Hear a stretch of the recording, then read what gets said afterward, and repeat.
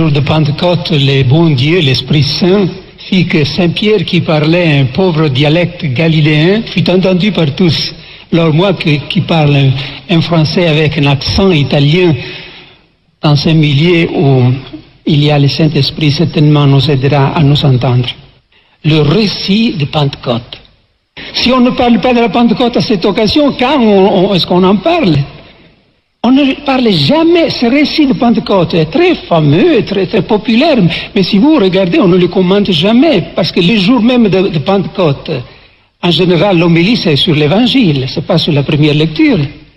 Alors, il faut revisiter ce récit, parce que nous verrons que en passant à travers ce récit, on peut toucher tous les thèmes qui vous tiennent à cœur et qui ont été même proposés pour cette rencontre. Par exemple, baptisés dans ce même esprit, nous formons un seul corps, l'unité. Nous verrons que c'est à partir de la Pentecôte qu'on peut développer ce thème. De même, ceux qui sont conduits par l'Esprit sont fils de Dieu, nous verrons, mais ne le verrons pas en abstrait. En principe, nous le verrons en pratique, comme le Saint-Esprit a accompli tout ça la première fois. Il y a une certaine analogie, je suis persuadé, entre la Pentecôte et l'Eucharistie. Dans l'Eucharistie, on fait le récit au moment plus solennel de la messe. Les prêtres, ce matin l'évêque, fait le récit de ce que Jésus fut cette nuit. Il prit le pain, il le rompit, il le donna à ses disciples, et ça c'est un récit. Mais nous savons que ce récit, fait dans une assemblée de foi, par un prêtre ou un évêque ordonné dans l'Église, a le pouvoir de faire que les récits deviennent réalité. Ce qui se passa cette nuit se passe de nouveau. Le pain est changé dans le corps du Christ. Il y a quelque chose d'analogue, pas d'absolument identique. Lorsqu'on écoute les récits de Pentecôte, évidemment, non comme deux curieux, deux exégètes qui sont intéressés à comprendre comment, pourquoi, etc. Lorsqu'on fait ces récits dans une assemblée de foi, en prière, ce qui se passa ce jour se passe de nouveau. Doit se passer. La Pentecôte, c'est aujourd'hui, doit être aujourd'hui pour l'Église. La Pentecôte ne peut pas être seulement un mémorial, doit être comme l'Eucharistie, mémorial et présence. Je vais vous lire une lettre qui n'a pas été publiée, une lettre qui m'est arrivée à travers un ami, une lettre d'un frère de l'Afrique, d'une jeune église d'Afrique, qui dit: les mois passés, nous avons organisé un séminaire de vie nouvelle dans l'esprit, fréquenté surtout par des étudiants et par des sœurs. À un certain point, les personnes furent toutes remplies du Saint-Esprit. Curieux, c'est la même phrase que nous allons rencontrer dans le récit des Actes. À un certain point, les personnes furent toutes remplies du Saint-Esprit comme il ne nous était jamais arrivé de voir. Il y en avait qui priaient Dieu de réduire son esprit parce qu'il ne parvenait pas à dormir à cause de la joie débordante. Quelqu'un resta longtemps étendu à terre, d'autres pleuraient comme les enfants. D'autres encore dansaient comme des anges dans le ciel. Et je sais que c'est authentique ce récit. Les gens étaient ivres de l'amour de Dieu, notez bien, ivres de l'amour de Dieu, effusés dans leur cœur. Le jour de Pentecôte, deux de notre groupe, c'est un groupe de prière, furent invités par les prêtres qui célébraient à dire quelques mots après l'Évangile.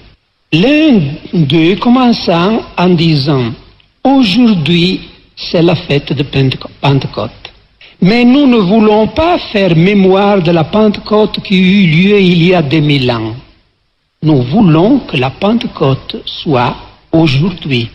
Quand peu après, ils étendirent les mains et sur l'assemblée, il y avait environ 1000 personnes, et qu'ils commencèrent à prier en disant: viens, Esprit de Dieu. L'Esprit répondit immédiatement à l'invocation. On ne peut décrire ce qui s'ensuivit.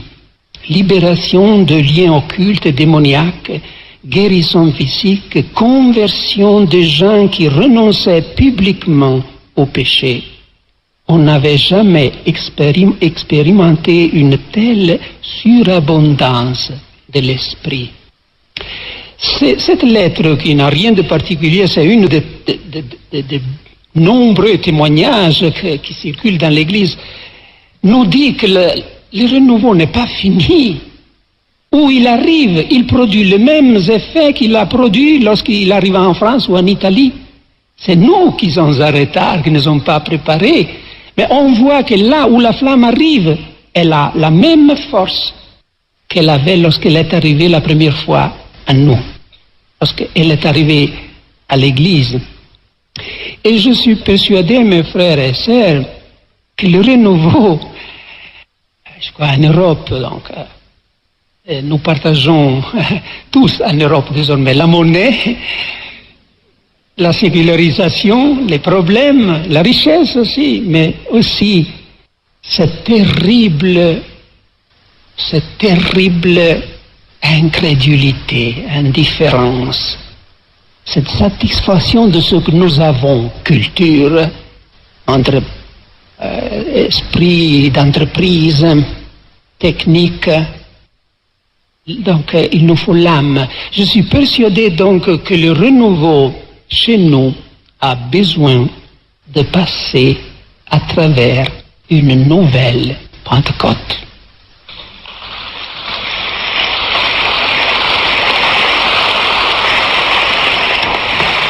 C'est avec cet esprit que nous allons faire ou écouter le récit de ce qui se passa à la première Pentecôte. Avec cet esprit, c'est-à-dire, nous sommes persuadés que si nos cœurs sont ouverts, la même réalité, les mêmes effets vont se produire chez nous. Mais ces jours ou dans les jours à venir, dans le temps et la manière que Dieu choisit pour chacun. Nous divisons le récit de la Pentecôte en deux tableaux parce que vraiment c'est comme un drame. Le récit de Pentecôte, c'est une espèce de drame en plusieurs actes. Même la scène change. D'abord, il y a une scène intérieure, à l'intérieur, paisible, et puis la place publique, les gens, le public qui est augmenté, il y a des milliers de personnes, et puis le public se réduit, quelqu'un s'en vont. Donc la scène change. C'est vraiment un récit dramatique. Nous méditerons ce matin deux tableaux en laissant les autres pour l'après-midi. Lisons d'abord le premier tableau, les premiers 5 versets du chapitre 2. Alors, le jour de la Pentecôte étant arrivé, ils se trouvaient tous ensemble dans un même lieu. Quand tout à coup vint du ciel un bruit tel que celui d'un violent coup de vent, qui remplit toute la maison où ils se tenaient. Ils virent apparaître des langues connues dites de feu. Elles se partageaient et il s'en posa une sur chacun d'eux. Tous furent alors remplis de l'Esprit Saint et commencèrent à parler en d'autres langues selon que l'Esprit leur donnait de s'exprimer. Donc ils se trouvaient tous ensemble dans ce même lieu. Ça, c'est important, paraît-il, être ensemble, mais ça ne signifie pas simplement une présence physique dans le même lieu. Peu avant, on nous a dit qu'ils étaient unanimes. Donc, c'est un être ensemble aussi intérieur, en esprit, pas seulement corporellement. Ils étaient unanimes dans la prière. Homosumadon, dans le texte grec. Et alors, on sait déjà, tout ce que nous lisons sont des recommandations pour nous. Il ne suffit pas d'être dans la même salle, un cénacle, il faut être unanime, réconcilié à l'intérieur, accepté dans cette attitude d'acceptation des autres. Et puis, il y a des signes. Lorsque le Seigneur est en train de faire quelque chose d'important dans l'histoire, toujours il prépare les gens parce qu'il sait, Dieu, que nous sommes distraits. Il le sait, nous sommes distraits. Alors il a besoin d'abord, comme les maîtres à l'école, de frapper les mains pour dire « Attention, Alors, les signes qu'il donne, c'est comme le maître qui frappe les mains pour avoir l'attention des élèves. Il y a deux signes en particulier. Un signe pour lui, on a entendu quelque chose, un bruit comme d'un vent violent qui remplissait le lieu. C'était pas un signe ambigu, le vent, on sait, c'était le symbole du Saint-Esprit, c'était même, ils avaient même le même nom, ils se cachaient, esprit et vent se cachaient sous le même nom, ruach, en grec, pneuma. Jésus lui-même avait comparé l'esprit au vent dans son dialogue avec Nicodème. C'est comme du vent, tu sais, tu entends, tu vois ses effets, mais tu ne sais pas d'où il vient, où il va. Et donc, déjà, les apôtres ont commencé à être préparés intérieurement par ces signes mystérieux qui annonçaient quelque chose de surnaturel qui allait se passer. Et puis, il y a un signe pour la vue. On vit des langues comme de feu. De nouveau, un signe éloquent. Le feu était les signes, les symboles du Saint-Esprit. Jean-Baptiste avait présenté le Christ en disant « Voilà celui qui vous baptisera en esprit et dans le feu. » Et Jésus lui-même avait dit « Je suis venu porter le feu sur terre. » Et il se référait sans doute au Saint-Esprit qu'il l'aurait donné dans sa Pâque et puis à Pentecôte. Pourquoi les feux? Parce que le feu, on vient de le chanter, le feu purifie, le feu, c'est une émanation de Dieu qui est feu dévorant, parce qu'il est saint. La sainteté de Dieu signifie qu'il est séparé de tout ce qui n'est pas saint, qui n'est pas bon, qui n'est pas amour. Le feu donc purifie. Il arrive à purifier ce que l'eau ne peut pas purifier. L'eau peut purifier la surface, mais l'or, par exemple, a besoin du feu pour être purifié. Parce que le feu entre et sépare fibre par fibre. Et puis, après avoir purifié, le feu enflamme la ferveur. De nouveau, donc, ils sont préparés à recevoir ce dont le vent, l'eau, le feu, l'huile étaient des symboles. Curieux, Dieu s'est servi de choses plus élémentaires, plus matérielles, pour nous parler de la réalité plus spirituelle qu'il y est, le Saint-Esprit. Et maintenant, voilà la réalité après les signes. Tous furent alors remplis de l'Esprit Saint. Une expression très synthétique qui dit tout, mais qui risque de nous dire rien, et pourtant l'essentiel de la Pentecôte est là, dans cette demi-ligne. Tous furent remplis du Saint-Esprit. Maintenant alors, avec l'aide du Saint-Esprit, il faut ouvrir ces boîtes. Les paroles risquent d'être des boîtes fermées ou bien des fruits qui ont l'écorce. Il faut rompre l'écorce pour goûter ce qu'il y a dedans. Comment est-ce qu'on dit en français là? La sève, la substance, hein? Et pour goûter la douceur, alors il faut... Et toujours, lorsque nous ouvrons la Bible, il faut faire cette opération d'ouvrir les boîtes, les mots qui pour nous sont des boîtes fermées, inflationnées, les mots sont devenus... Nous disons, oh, je suis rempli de joie, je suis rempli d'espérance. Nous disons, mais lorsque c'est Dieu qui parle, lorsqu'il s'agit de la parole de Dieu, il faut prendre les choses à un niveau de sérieux beaucoup plus profond. Qu'est-ce que c'est que l'Esprit Saint? Donc, il faut savoir de quoi il fut rempli. L'Esprit Saint, oh, c'est vraiment impossible de le dire dans une définition, évidemment, et j'irai le renfermer de nouveau dans une boîte, mais on peut quand même, en suivant la théologie, la tradition de l'Église, les intuitions des mystiques, de la liturgie, etc., on peut parvenir à dire quelque chose. Dieu ne nous a pas laissé complètement à nu à propos de sa réalité. Donc le Saint-Esprit, c'est la première réponse, c'est l'amour du Père et du Fils, c'est-à-dire l'amour du Père pour le Fils, l'amour du Fils pour le Père. C'est cette flamme qui brûle dans la Trinité et qui fait même le bonheur de la Trinité, qui fait la vie de la Trinité, la vie éternelle. Alors dire que tous furent remplis du Saint-Esprit équivaut à dire tous furent dans ce moment, tout à coup, remplis de l'amour de Dieu. Les torrents de cet amour descendit de la Trinité sur eux. C'est curieux, lorsque les gens font une expérience forte de la Pentecôte, toujours on retrouve cette expression, il avait peur de ne pas pouvoir contenir. Je me rappelle le récit qu'ont fait les premiers étudiants qui participèrent à la retraite charismatique de Duquesne, dans laquelle est né le renouveau dans l'Église catholique.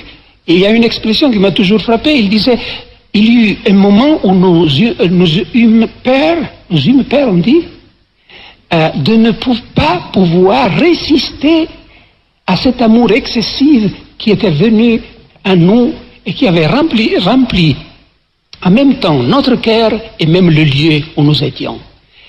Et les gens dont nous avons lu la lettre disait lui-même, l'homme fait l'expérience d'être comme écrasé dans ce sens bon, évidemment, par la grandeur de Dieu, la sainteté, l'immensité de Dieu. Ce fut comme si une étincelle, de cette flamme de l'amour de la Trinité les avait incendiés. Donc il fut une expérience de cet amour de Dieu. C'est pas une réalité abstraite, l'amour de Dieu, qu'est-ce que ça veut dire? Non, c'est très concret. C'est l'amour que le Père a pour son Fils. Donc un amour paternel pour Jésus qui devient amour filial de Jésus envers le Père. Alors par exemple, si vous ressentez les besoins comme je ressens ce jour, d'avoir pour le Père un amour qui ne soit pas si faible, si naturel, que nous pouvons produire avec notre cœur. Si vous avez la nostalgie d'avoir pour le Père un amour digne de lui, ça ne peut pas être que l'amour que son Fils a pour lui. Voilà alors la découverte. Bien, le Saint-Esprit nous donne précisément l'amour de Jésus pour le Père. Ah, donc, lorsque le Saint-Esprit vient à nous, maintenant, allons, à ce moment, nous pouvons aimer le Père d'un amour infini, digne de lui, parce que c'est l'amour de son Fils, qui est le Saint-Esprit. Et encore, si vous désirez d'avoir pour Jésus un amour plus grand que vous avez expérimenté dans le passé, si vous voulez avoir pour Jésus un amour digne de lui, digne de tout ce qu'il a fait pour nous, vous réaliserez tout de suite, comme je le réalise, que vous ne le trouvez pas, cet amour. Vous ne le pouvez pas même demander au sein du paradis, parce qu'il faut quelque chose de plus fort. Il faut arriver à la source, d'où les saints même ont tiré. Alors vous découvrez, voilà, nous avons reçu le Saint-Esprit qui est précisément l'amour du Père pour Jésus. Alors, avec le Saint-Esprit, vous avez en vous l'amour parfait pour Jésus. Un amour parfait. Et puis, l'amour de Dieu, nous savons qu'il a toujours deux versants. C'est l'amour que Dieu a pour nous, donc c'est cette descente de la Trinité vers nous, qui devient immédiatement en nous capacité d'aimer Dieu à notre tour et les frères. Saint Augustin, Saint Thomas d'Aquin ont défini ces deux directions de l'amour. Amor quo Deus nos diligit. C'est d'abord l'amour avec lequel Dieu nous aime, et depuis, c'est l'amour amor quo ipse nos dilectores sui facit. C'est l'amour avec lequel Dieu fait de nous des aimants, des amis de lui et du prochain. Fait que nous aimions lui et le prochain. Donc c'est l'amour total. Et les apôtres et les gens qui étaient là ce jour faisaient une expérience de tout ça. Ces changements, cet événement formidable ne se passa pas comme les transplants on dit en français, transplantation de cœur qu'on fait en anesthésie totale. Non, je ne crois pas qu'ils furent anesthétisés. Ils sentirent, et ressentir que se passait quelque chose de grandiose. On a toujours la tendance, surtout nous qui avons étudié théologie, à concevoir la venue du Saint-Esprit comme quelque chose de tellement profond, nous disons ontologique, qui se passe à un niveau dans lequel inconscient, complètement en dehors de nous, de notre emprise, on dit, de notre ceci. Vous devez m'aider quelquefois à formuler les messages. De cette façon, le message va surgir de toutes ces raisons. Vous avez reçu le Saint-Esprit comme moi d'ailleurs. Non, c'est pas vrai. C'est pas vrai. La théologie chrétienne, dans la première communauté chrétienne, est née d'une expérience vivante du Saint-Esprit. Est née. La Trinité, la doctrine trinitaire est née d'une expérience du Père, parce que le Fils nous mettait en contact avec le Père, le Saint-Esprit nous mettait en contact avec le Christ ressuscité, et c'est de là que les Pères ont tiré la conclusion. Donc, s'il fait cela dans notre vie, lorsqu'il vient à nous, il doit être Dieu lui-même. C'est ce raisonnement qui porta à la définition de la divinité du Saint-Esprit dans les conciles Constantinople II. Bon, vous avez bien appris la leçon. Et aujourd'hui aussi, le renouveau de la pneumatologie ne peut pas venir dans les écoles en lisant, en tenant plusieurs livres ouverts devant soi ou lexique. Doit partir des mouvements, d'une réalité. Il faut la matière première. S'il n'y a pas l'or, on ne fait pas des joyaux. Et heureusement, quelque chose de pareil est en train de se passer dans l'Église. Tous les livres de théologie sur le Saint-Esprit que j'ai lus, celui de Congar par exemple, mais aussi de Moltmann, de Wilker, beaucoup d'autres, maintenant, non seulement mentionnent ce qui est arrivé dans l'Église, le renouveau pentecôtiste et charismatique, mais ils sont persuadés qu'il faut en tenir compte pour élaborer une nouvelle théologie du Saint-Esprit. Donc les apôtres ce jour furent une expérience du Saint-Esprit. Et le signe, c'est qu'ils ont changé. Du coup, on a devant des personnes qui sont complètement changées. Ils étaient tièdes. Ils ne pouvaient veiller 1 heure avant. Ils discutaient tout le temps. Maintenant, on les voit complètement changés. Ils étaient peureux. Ils avaient peur. Ils étaient très timides.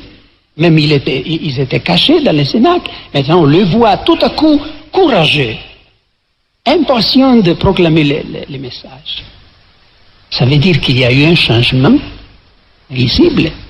Alors, on sait, comme nous avons besoin on voit tout de suite les besoins que nous avons d'une Pentecôte continuelle. Jean 23 a demandé pour l'Église une nouvelle Pentecôte. Dieu a répondu, il a donné une nouvelle Pentecôte qui survit dans l'Église. Mais beaucoup, et hélas, je dois dire même parmi nous les clergés, ils se rangent avec ceux qui disaient ils se sont simplement remplis de vin d'eau. Ils sont des exaltés. Nous avons besoin tous d'une Pentecôte dans l'Église. Le monde maintenant ne va pas être converti avec nos beaux discours. Il a besoin de la force d'anneau, de la puissance de l'Esprit qui s'unit à la parole.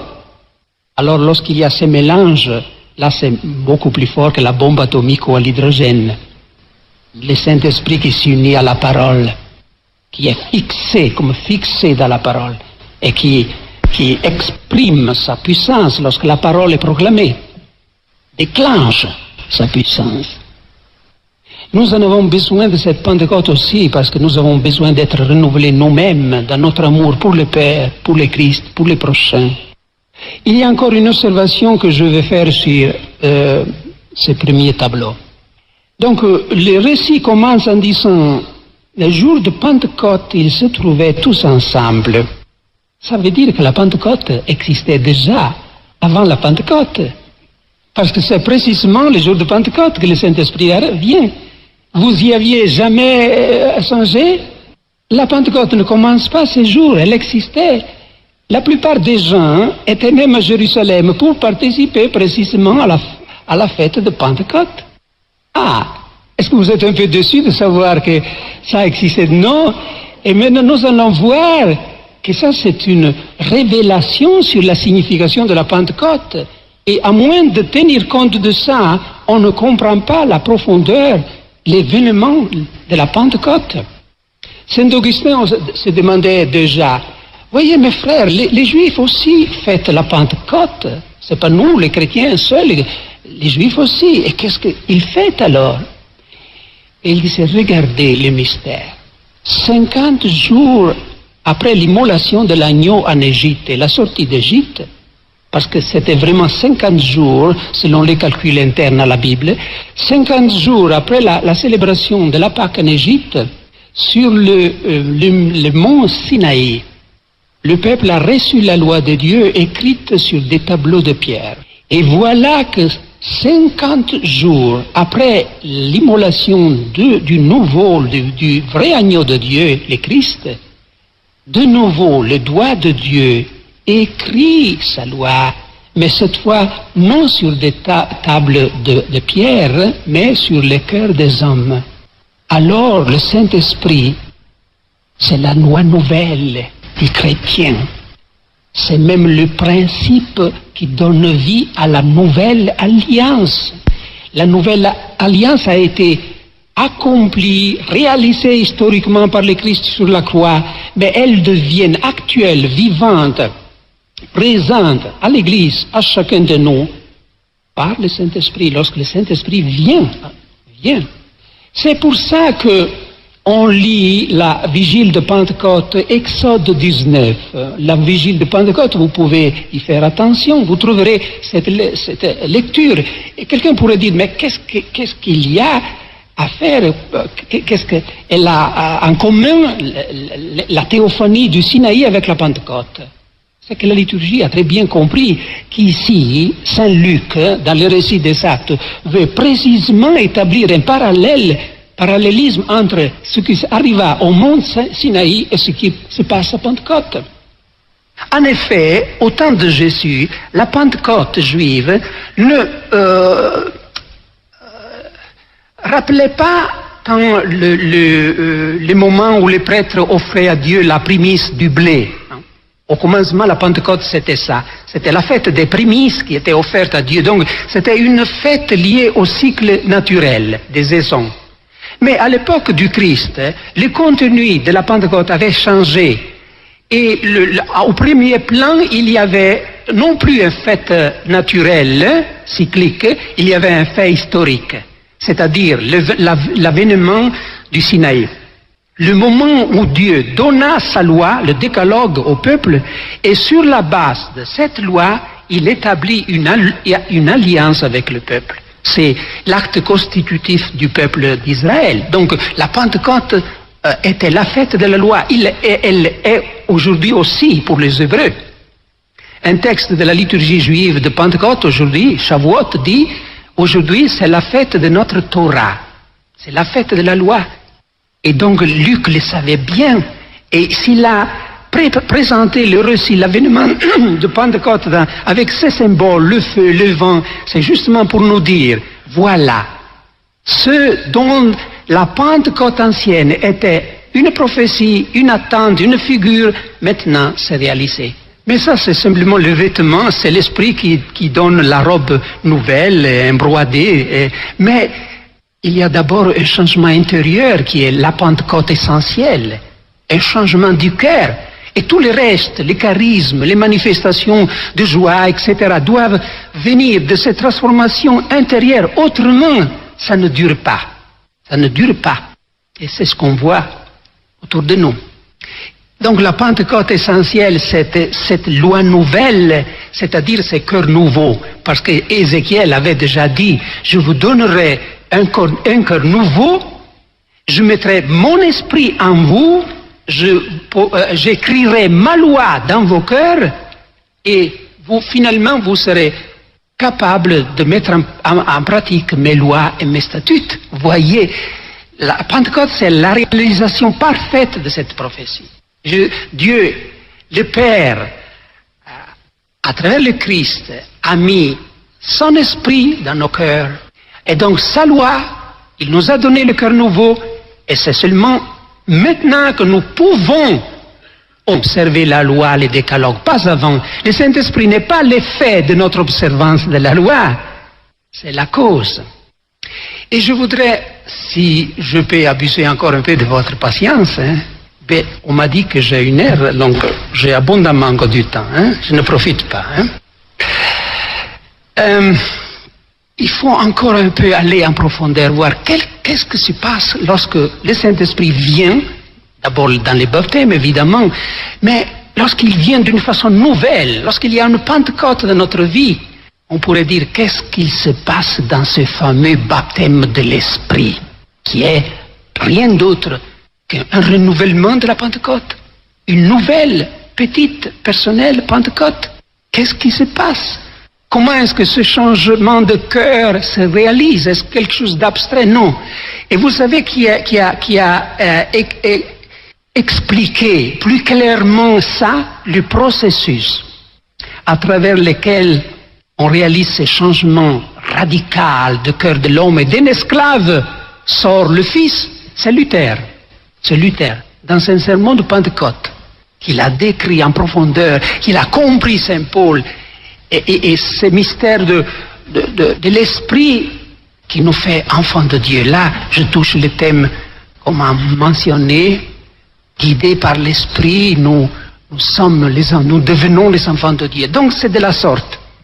Luther dit, l'homme pécheur, l'homme vieux, l'homme qui vit naturellement, alors il a envie de suivre ses concupiscences.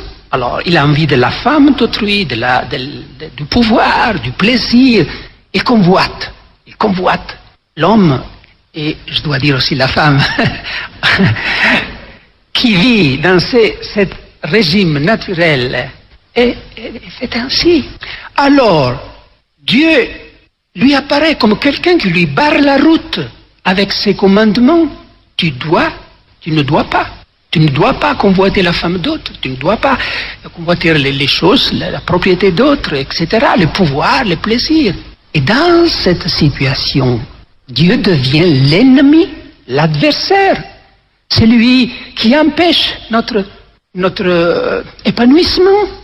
Et l'homme entretient dans son cœur une sourde rancune. Est-ce que je me trompe? Rancune, c'est un mot... Ah bon. L'homme finit par entretenir une sourde rancune contre Dieu. Et il suffit de nous regarder autour de nous pour voir notre civilisation. Là où il y a encore un peu de foi, c'est une foi qui regarde Dieu comme le Père, mais tendanciellement le Maître, et puis pire encore comme l'ennemi. L'ennemi, c'est lui qui nous empêche. C'est lui qui nous barre la route avec ses défenses. Voilà notre situation. Peut-être nous pensons que ce n'est pas notre situation, c'est la situation des pécheurs. Non, c'est malheureusement notre situation.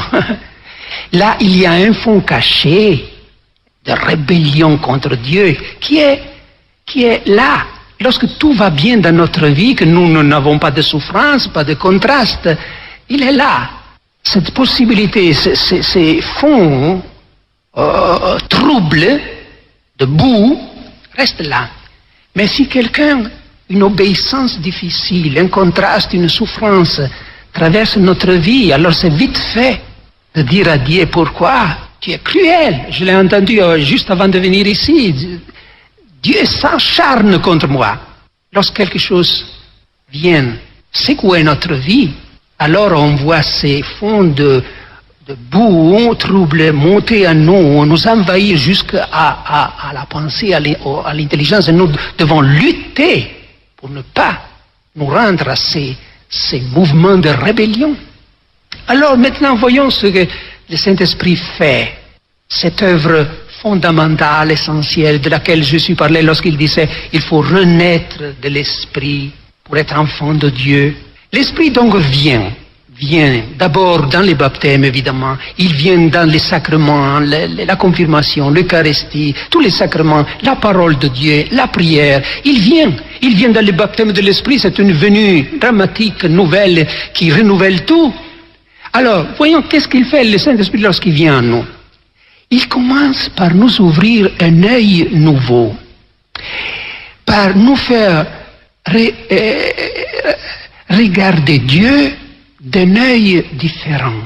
Alors, il nous montre Dieu comme quelqu'un qui est notre allié, n'est pas notre adversaire. Il ne prend pas du goût à nous faire souffrir. Il est notre allié. Plus, il est allé jusqu'à donner son Fils pour nous. Il n'a pas épargné son Fils pour nous. Alors, le cœur de l'homme change, s'attendrit.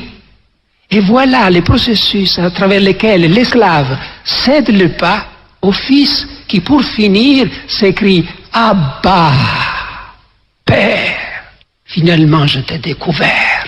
Tu n'étais pas le maître, tu n'étais pas l'ennemi, tu étais mon Père depuis toujours et je ne le savais pas. » Ces moments mystérieux dans lesquels naît un Fils de Dieu qui peut se répéter. Nous sommes nés dans le baptême, évidemment, mais c'est quelque chose qui s'est passé peut-être dans notre enfance, nous n'y avons pas participé. Eh bien, le renouveau, je crois, c'est la grande chance pour ratifier, pour refaire dans un certain sens ce qui s'est passé à ce moment-là, de dire notre oui, de faire notre découverte de Dieu comme notre Père, du Christ comme notre Seigneur, Père. Et c'est le Saint-Esprit, Saint Paul le dit clairement, c'est le Saint-Esprit qui est à l'œuvre à nous pour nous porter jusqu'à ce point-là où l'esclave finit, disparaît et naît le Fils de Dieu. Et c'est une chose merveilleuse. Souvent, l'effet du baptême de l'Esprit, c'est précisément de donner cette nouvelle conscience d'être enfant de Dieu. Je me rappelle toujours une vieille femme de 80 ans qui, après avoir reçu l'Esprit et le baptême de l'Esprit, allait, elle secouait les gens en disant « Mais savez-vous, j'ai découvert que je suis une petite fille, je me sens comme une petite fille, j'ai découvert que je suis enfant du Père. » Mais on voyait de ses yeux qu'elle vraiment expérimentait ce qu'elle disait. Et nous avons besoin, le monde a besoin de découvrir ce visage du Père. Alors, je vous confie ces réflexions parce que j'ai besoin encore de passer à au moins un autre tableau, les prochains versets du chapitre. Or, il y avait, demeurant à Jérusalem, des hommes dévots de toutes les nations qui sont sous le ciel. Au bruit qui se produisit, la multitude se rassembla et fut convendue. Chacun les entendait parler en son propre idiome. Ils étaient stupéfaits et tout étonnés, ils disaient « Ces hommes qui parlent, ne sont-ils pas tous galiléens? Comment se fait-il alors que chacun de nous les entende dans son propre idiome maternel? Parthes, Mèdes, Élamites, habitants de la Mésopotamie, de Judée, de Cappadoce, du Pont et d'Asie, de Phrygie et de Pamphylie, d'Égypte, de cette partie de la Libye qui est proche de Cyrène, Romains en résidence, tant juifs que prosélytes, crétois et arabes, nous les entendons publier dans notre langue les merveilles de Dieu. Tous étaient stupéfaits et se disaient perplexes l'un à l'autre, que peut bien être cela? D'autres encore disaient en se moquant, ils sont pleins de vin doux. Vous voyez à quoi s'est réduit la Pentecôte. La Pentecôte, c'était être plein du Saint-Esprit. Et ils se sont trompés, on pensait qu'ils étaient pleins, oui, mais de vin doux. Quelle tragique erreur pour ces personnes, ce jour-là, et quelle tragique erreur pour ceux qui répètent cette erreur.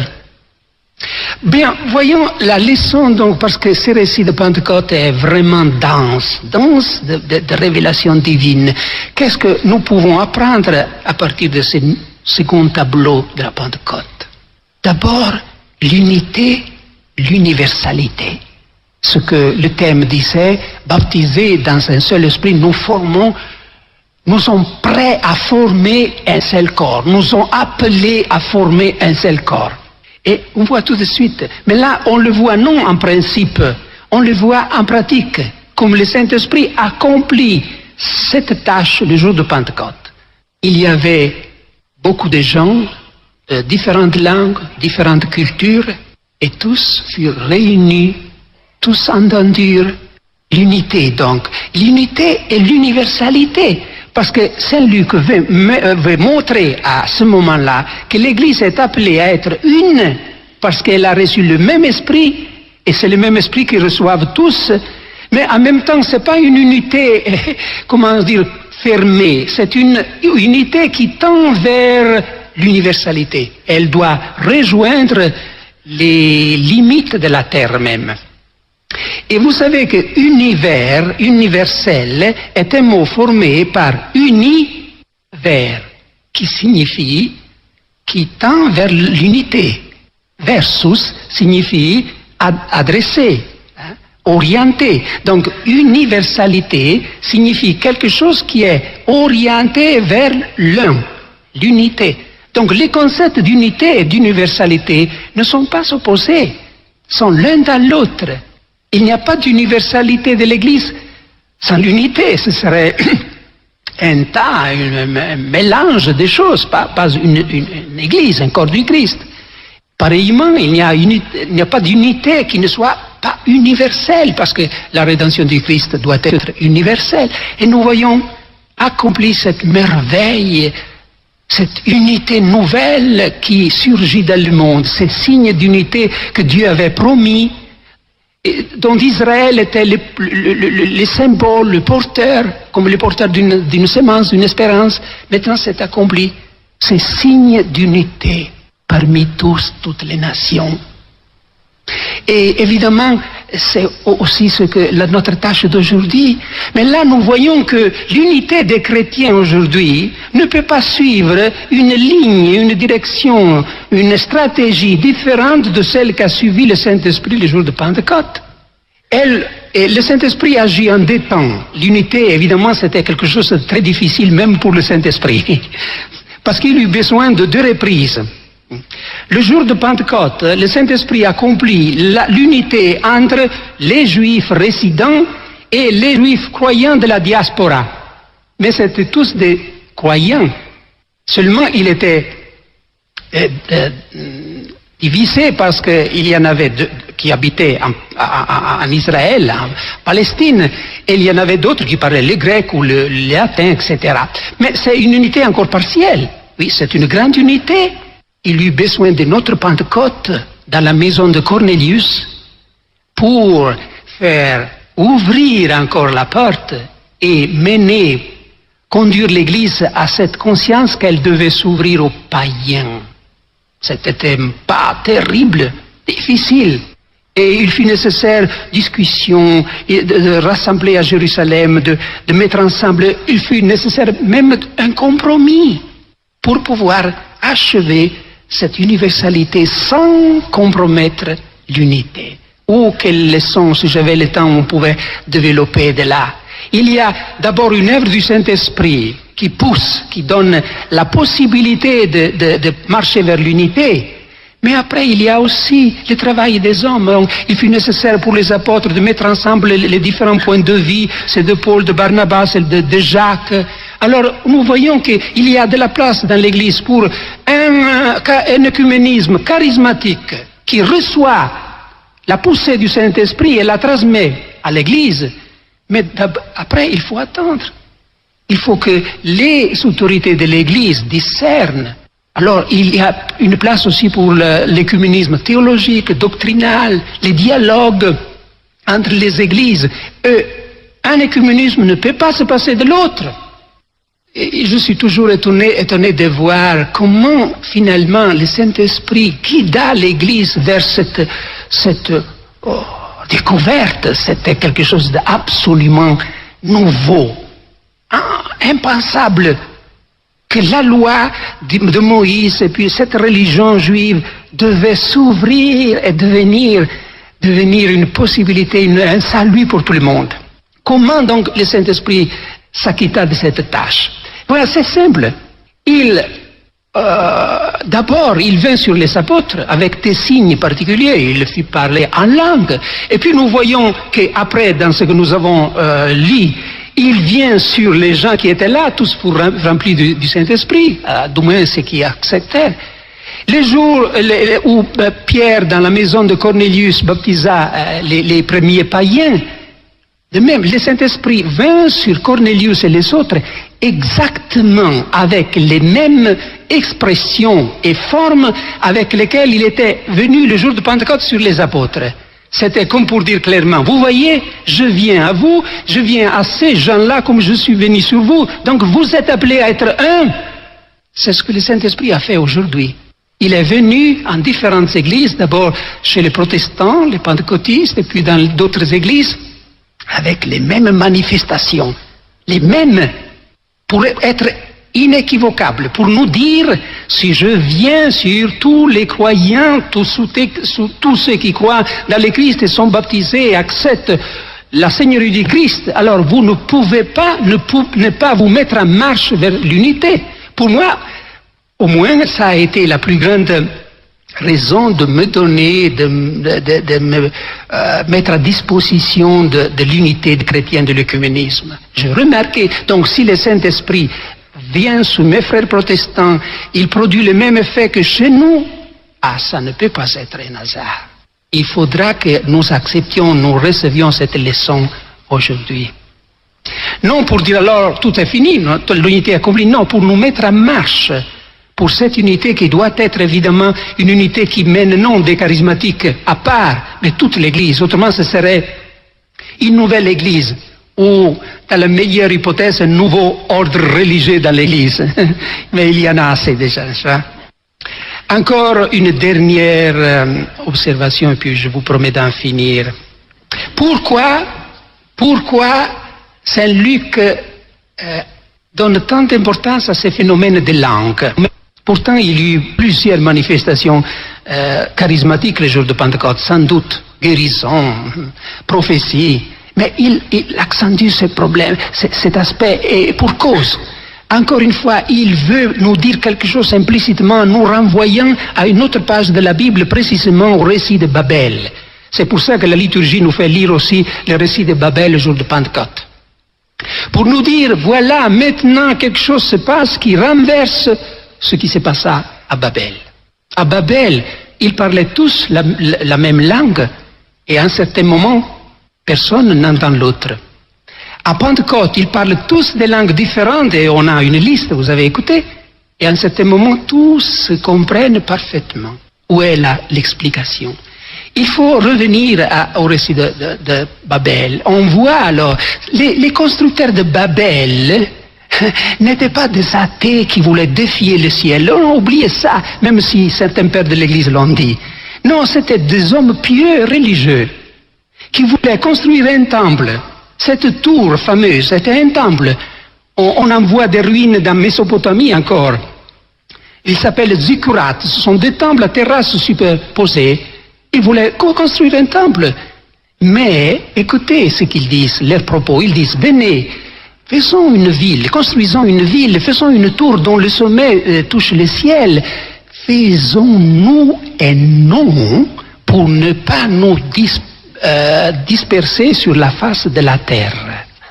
Alors, ils veulent construire un temple à Dieu, mais non pour Dieu, pour se faire un nom. C'est de la volonté de puissance, auto-affirmation. Dieu est instrumentalisé, doit servir pour leur donner les victoires sur les ennemis. Ça, c'était la mentalité antique. Si vous pouvez dialoguer avec Dieu d'une position de force, vous savez, vous connaissez le tel Dieu plus puissant que les autres, alors votre victoire sur les champs est assurée. C'est pour ça que la confusion arrive. Maintenant, si nous revenons au récit de Pentecôte, nous voyons pourquoi tous les gens entendent les apôtres. Parce que les apôtres ne cherchent pas à se faire un nom. Ils sont en train de proclamer les merveilles de Dieu. Ils se sont convertis. Voilà que la Pentecôte toujours a comme contrepart une conversion profonde de l'homme. Un passage, une Pâque.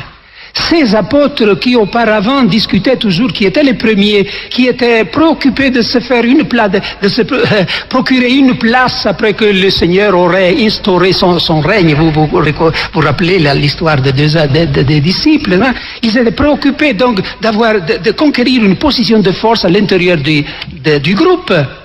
Maintenant, on les voit complètement oublieux de soi-même. Ils sont épris de la gloire de Dieu. enthousiastes, ils ne peuvent parler que des merveilles de Dieu. C'est l'effet de la Pentecôte, cette conversion profonde. Teilhard de Chardin l'aurait exprimé de la sorte. Il faut se décentrer de soi-même pour se recentrer sur Dieu. Est-ce que je traduis bien? Parce que d'abord, je le connais en italien, puis je suis en train de le retraduire dans la langue de Teilhard de Chardin. Mais vous comprenez, n'est-ce pas? Alors vous n'avez plus d'excuses après, vous avez compris? Il faut se décentrer de soi-même et se recentrer sur Dieu. Voilà la conversion de Pentecôte. Saint Paul dirait, il ne faut plus vivre pour soi-même en ayant en soi-même le but de la vie, le centre de l'univers, mais il faut vivre pour le Seigneur, pour le Christ Seigneur. C'est la vie nouvelle, c'est la grande transformation de Pentecôte. Saint Augustin a écrit un livre fameux là-dessus, La Cité de Dieu. Et le schéma de cette œuvre est très simple. Moi, je viens de l'enseignement de la patristique et souvent, je remarque avec tristesse ce qui arrive à propos de ce chef-d'œuvre de la littérature chrétienne. On fait beaucoup de thèses de doctorat dans les universités pour changer la signification d'une ligne, par exemple, de la De Civitate Dei, le tel mot doit être interprété. Et on perd de vue l'ensemble, le but pour lequel Saint Augustin a écrit ce livre. Donc, le schéma est celui-ci. Il y a des cités en construction dans le monde.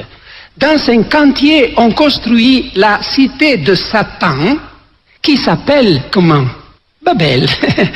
Babel, précisément, c'est Babylone. Et puis, il y a la cité de Dieu qui s'appelle Jérusalem. Alors, l'une est construite sur l'amour de soi qui peut arriver jusqu'à la haine de Dieu. L'autre, la cité de Dieu, est construite sur l'amour de Dieu qui peut aller jusqu'au sacrifice de soi-même. Et la leçon que je tire de cet ouvrage de Saint-Augustin, pratique maintenant, pas académique, c'est celle-ci. Il y a des chantiers au cantier, on dit en français. Il y a des chantiers ouverts dans le monde, encore actuels, les chantiers de Babylone et les chantiers de Jérusalem. Et chaque initiative dans l'Église, écuménique, d'évangélisation, pastorale, liturgique, même l'enseignement que je suis en train de vous donner, peut être ou Babel ou Pentecôte. Il appartient, il travaille dans les chantiers de Babel si, dans cette entreprise, je cherche moi-même ma réussite, mon renom, mon affirmation, qu'on parle bien de moi. Et c'est Pentecôte, si je cherche ou si je m'efforce de chercher uniquement la gloire de Dieu. Nous sommes appelés à ça. Beaucoup de troubles dans le renouveau dépendent que cette conversion n'est pas complète, elle ne sera jamais complète évidemment, mais peut-être on a cessé de marcher, de travailler dans cette direction. Alors, dès que la personne devient le centre dans les petits groupes de prière, alors tout de suite arrive ce qui arrive à Corinthe. Je suis de Pierre, je suis de Paul, je suis telle tendance, je suis l'autre, je suis l'autre. Il y a la division Babel. Nous sommes appelés à transformer Babel. L'esprit